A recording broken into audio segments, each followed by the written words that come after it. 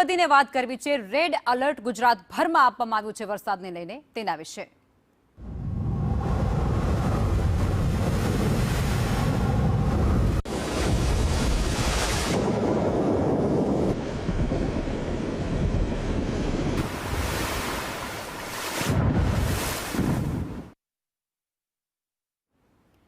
ભારે વરસાદની આગાહી વચ્ચે એનડીઆરએફ એલર્ટ મોડ પર છે। રાજ્યભરમાં રેડ એલર્ટ આપવામાં આવ્યું છે। અનેક જિલ્લાઓમાં મેઘરાજા એ મન મૂકીને વરસી શકે છે અને અનેક એવા વિસ્તારો જે અત્યારે હાઈ એલર્ટ પર છે। એનડીઆરએફની કુલ 18 ટીમો તૈનાત થઈ ચૂકી છે। વડોદરા જિલ્લામાં 3 ટીમો સ્ટેન્ડ બાય રાખવામાં આવી છે અને અન્ય જે જિલ્લાઓ છે તેમાં પણ એક ટીમ તૈનાત છે।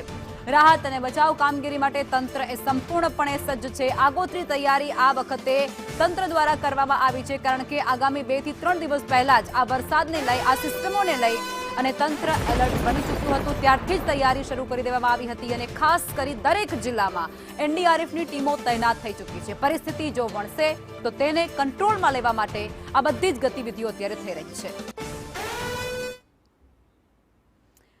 અને હવે કયા જિલ્લામાં કેટલી ટીમો તૈનાત કરાઈ છે તેના પર પણ નજર કરી લઈએ। અમદાવાદમાં 1 એનડીઆરએફ, એસડીઆરએફ 2, આર્મીની 2 ટીમો છે, તો વડોદરામાં એનડીઆરએફની 3 ટીમો અને એસડીઆરએફની 1 ટીમ તૈનાત કરવામાં આવી છે।